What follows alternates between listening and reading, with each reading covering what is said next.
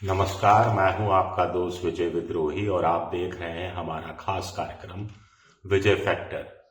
तो अमेरिका की supreme court ने मोदी को झटका दिया है या ट्रंप को झटका दिया है या फिर दोनों को झटका लगा है। पहला बड़ा झटका तो ट्रंप को लगा है कि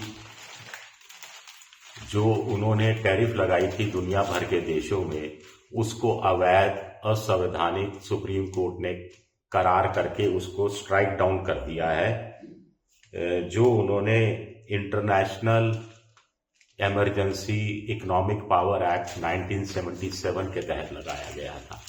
अब दो बड़े सवाल आपके दिमाग में घूम रहे होंगे। ऐसा क्यों कहा जा रहा है कि भारत पर 18% टैक्स लगेगा, जबकि दुनिया के बाकी देशों पर बेसलाइन टैरिफ सिर्फ 10% लगेगा? ऐसा आखिर क्यों कहा जा रहा है?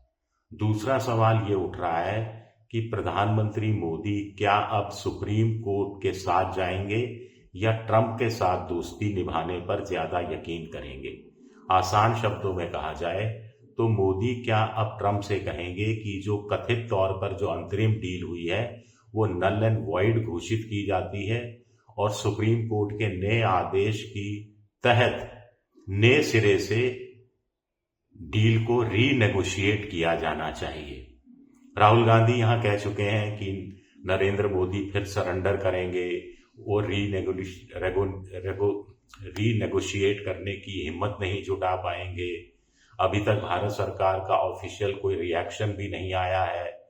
एक बार फिर नरेंद्र मोदी देश को धोखा देंगे। ये सारी बातें, कॉम्प्रोमाइज हो गए हैं नरेंद्र मोदी, ये सारी बातें एक छोटे से ट्वीट में राहुल गांधी ने की है। पहले ये देखते हैं 18% और 10% का लफड़ा क्या है। बहुत से लोगों का, विशेषज्ञों का कहना है कि अब दुनिया के दूसरे देशों की तरह भारत पर भी सिर्फ और सिर्फ 10% टैक्स लगेगा। कुछ लोगों का कहना है कि नहीं, भारत पर 18% टैक्स लगेगा और न केवल 18% लगेगा बल्कि जो उससे पहले 3% औसत टैक्स लगता था वो भी मिलाकर 21% लगेगा। बाकी लोगों का कहना है कि 10% में 3% मिलाकर 13% लगेगा।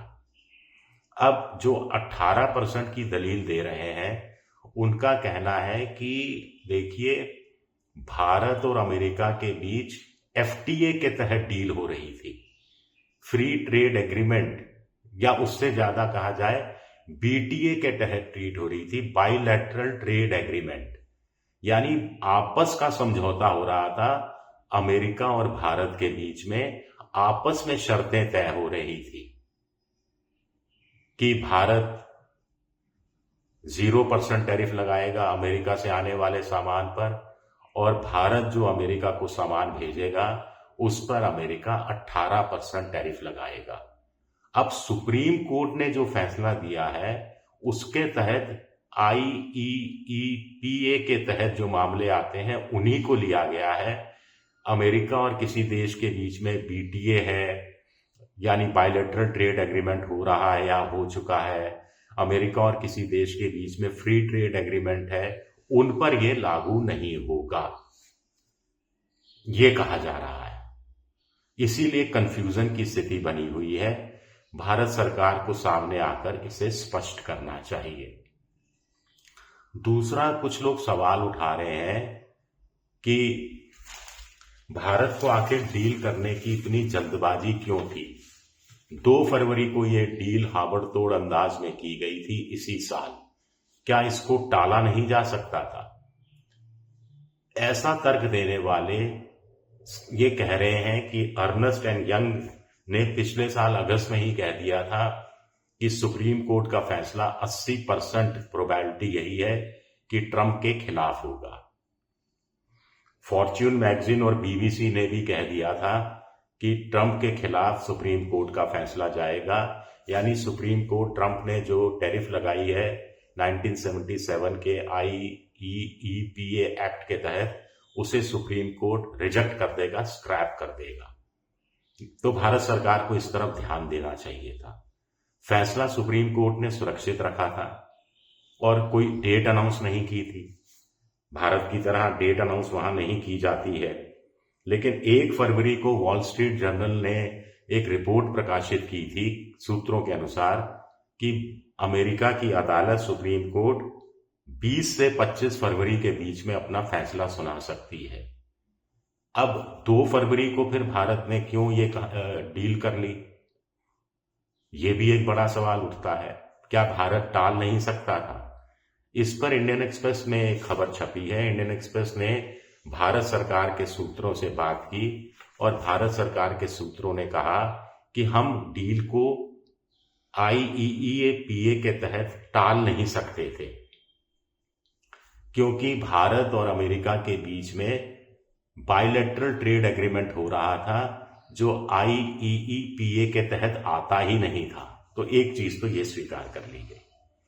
दूसरा कहा कि ट्रंप ने खुद फोन किया, ट्रंप ने खुद कहा कि नहीं, जल्द से जल्द डील होनी चाहिए, तो भारत किस मुंह से इनकार करता, मोदी जी कैसे मना कर देते। और तुरंत ज्वाइंट स्टेटमेंट आ गया और तमाम चीजें हो गई। तीसरा, भारत सरकार के सूत्र ये कह रहे हैं कि अगर मोदी जी टालम टोल की नीति अपनाते कि अभी देखते हैं ट्रंप साहब, अभी देखिए बजट सत्र चल रहा है, इसको खत्म होने दीजिए, विधानसभा चुनाव है उनको खत्म होने दीजिए, स्थिति खराब हो जाएगी, किसान आंदोलनरत है, आंदोलन रत हो जाएगा, तो ट्रंप इसको लेकर बुरा मानते और गुस्साया ट्रंप और खतरनाक साबित होता और भारत के साथ बड़ी एडवर्स डील करने की तरफ बढ़ जाता ट्रंप। तो भारत सरकार ट्रंप को नाराज नहीं करना चाहती थी। हो सकता है ट्रंप को एहसास हो गया हो कि 20 और 25 फरवरी के बीच फैसला आ सकता है जो ट्रंप के खिलाफ जाएगा, तो ट्रंप भारत को दबाव डाल रहे हो भारत पर कि वो जल्द से जल्द डील कर ले। और मोदी जी झुक गए। मोदी जी इतनी हिम्मत नहीं जुटा पाए ट्रंप से ये कहने की। क्या इसके पीछे कोई उद्योगपति को बचाने का है मामला? क्या इसके पीछे एप्स्टीन फाइल्स का कोई मामला है? या इसके पीछे जो अभी पन्नू वाला कांड हुआ है वो था? कुछ कहा नहीं जा सकता। हालांकि पन्नू वाला तो 2 फरवरी भारत ने डील कर ली थी, उसके बाद प्रकाश में आया था जो निखिल गुप्ता ने अपने आप को गिल्टी मान लिया था। तो कुछ कहा नहीं जा सकता। लेकिन अभी तक भारत सरकार ने अपना रुख साफ नहीं किया है। इसको लेकर कुछ सवाल उठते हैं, संशय के बादल मंडराने लगते हैं कि आखिर ऐसा क्यों हो रहा है। फिर दूसरा, क्या भारत अब अमेरिका से कहेगा कि नए सिरे से डील की शर्तें तय करते हैं? क्या ये साहस जुटा पाएंगे भारत के प्रधानमंत्री? क्योंकि ट्रंप तो कह चुके हैं कि nothing is going to change, कुछ परिवर्तन होने वाला नहीं है, भारत के साथ जो डील तय थी वही डील होगी, ये फेयर डील है, वो टैरिफ देंगे, हम 1% टैरिफ नहीं देंगे। ये ट्रंप ने ऐसा क्यों अपनी तरफ से कह दिया? भारत को अपना पक्ष रखने का भी मौका क्यों नहीं दिया? ये भी बड़ा सवाल उठता है। शुक्रिया।